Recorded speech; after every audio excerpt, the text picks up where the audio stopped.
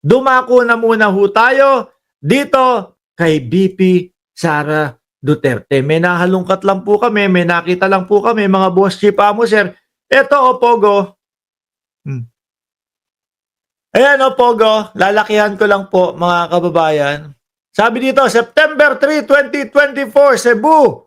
Di ba nung panahon ng tatay yung panahon ni dating Pangulong Duterte, diyan po nagpasukan yung Pogo eh. Diyan po nagsiusbong yung mga Pogo, mga kababayan eh. Di ba? Sabi pa nga nila, ang Pogo, mabuti sa Pilipino. Ang Pogo, kikita ng limpak-limpak sa tax. Ang ending, yung mga Pogo, hindi nagbabayad ng tax. Maraming mamamayang Pilipino ang makikinabang sa Pogo. Ang ending po, nagpapadala sila ng mga iba't ibang mga Chinese o Chekwa dito sa Pilipinas with matching ipit ng 10,000 doon sa kanilang pasaporte. Di lang ako sure kung may kaugnayan nyo sa Pogo. Mga naka face mask pa, mga naka ano tawag natin doon dati? PPE pa. Yung mga Chinese habang papasok sa Pilipinas mga kababayan. Ngayon, nakita ko lang ito.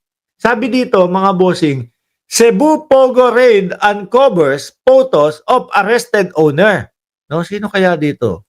Yung nakadilaw o itong isa? Pero si Vice Presidente nasa gitna son with Sara Duterte and Amy Marcos daw mga kababayan. Iusog natin. Ito si BP Sara, tapos ito si Amy Marcos. Siguro kaya hindi makabitaw si Senadora Amy Marcos doon sa mga Duterte. May iniingatan siguro ganito. O siguro sasabihin, lagot ka sa amin. Pagka ikaw ay bumaliktad sa amin, yari ka. May masisiwalat sa iyo.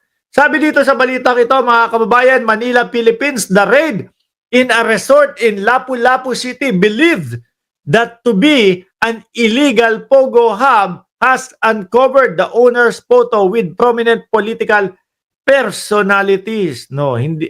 Ibig ko kayang sabihin nito sila po ay protector niyang mga yan. Lalo na nag-usbungan po yung mga Pogo, mga kababayan, at ang nagpapasok niyan ang dating Pangulong Duterte. Di ba? Hindi kaya ibig sabihin sila ang nagpoprotekta sa mga ito.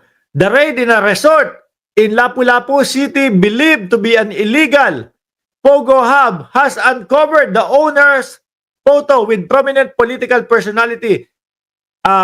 Raiding officer found photo of Zhao Lao, a Chinese national who owns the raided tourist garden resort, and his son with Vice President Sara Duterte. Ito siguro, no? Ito yung may-ari, si BP Sara, at yung anak. At yung anak, mga kababayan. In the undated photos obtained by BNC, Zhao and his son, checkered polo, were photographed with Duterte based on the background. It appears as if three attended a birthday party.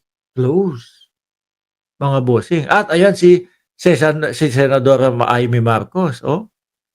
Ang naiisip ko, nababasa ko lang dito. Sa akin lang ito opinion ko lang mga kababayan. Siguro, ikaw, saan ka lulugar? No? Ilalaglag mo kami? Pag nilaglag mo kami, laglag ka din. Kasama ka din sa amin. Yari ka. Kaya naman, yung isa, mga kababayan, ayun. Hindi po mapakali, hindi alam kung saan pupunta. Kaliwa ba o kanan? Nakita nyo naman nung panahon ng eleksyon. Kaliwa ba o kanan? Hindi alam kung saan pupunta Kaya lang, buko ni Panelo, si Senadora Amy Marcos. Bakit daw kasi wala naman daw ginawa yung senadora.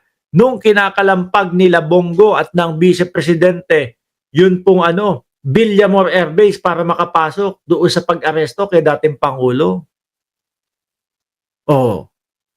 Di ba? Tapos sabi eto na lang nung wala nang pumapansin sa iyo, nung ang boto mo kakaunti na lang, o nung ang ratings mo doon sa eleksyon kakaunti na lang. 'Di ba? Saka ka nagsabi na, "Oh, Duterte kami, Pilipinas, Duterte pa rin." Oh, saka naggaganon, 'no?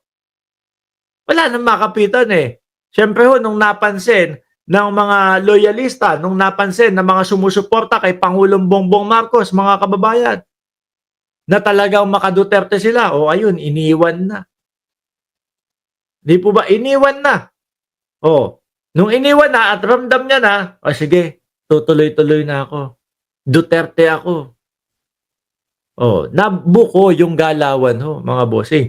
Ulitin ko, ha, eh, kumbaga pag-aanalisa ko lang po sa sitwasyon, siguro kaya hindi makawala itong si Senadora Amy Marcos sa mga Duterte dahil meron siyang mga iniisip na mga ganito, mga kababayan. Sabi ni Bagong Lipunan, ayan, kaibigan natin niya si Bagong Lipunan. Ano ang source nila? Pader daw. Pader daw. Oh, sabi ng mga DDS, pader. Yan yung pader na pinakita ni Maharlika. Oh, mamaya natin pag-uusapan yan, mga bossing. At eto pa ho, mga kababayan. Speaking of Pogo, mga bossing, dakuin po natin si Harry Roque na ang sabi po, no, ang sabi po ni Jaime Santiago na direktor ng NBI, anong kabaklaan na naman yung pinagsasasabi mo, Roque? Anong kabalbalan? Anong kabalbalan na naman ang pinagsasasabi mo, Roque?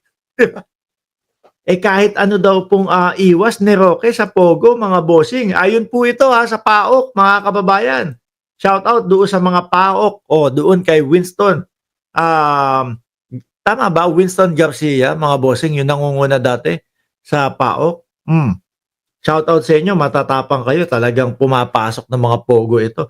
Kahit anong iwas po ni Attorney Harry Roque, mga kababayan, eh yung kanyang pangalan ay bumabalandra pa din po sa Pogo.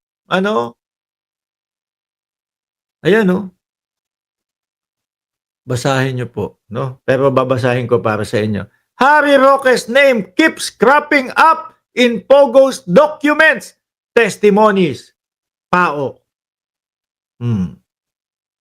Alam nyo po, mga kababayan, ang paulit-ulit na sinasabi po ni Harry Roque sa labas ng bansa sa mga kapwa natin Pilipino at kada po magsasalita si Attorney Harry Roque, mga kababayan, sa kanyang page o sa kanyang YouTube or kung saan man, no?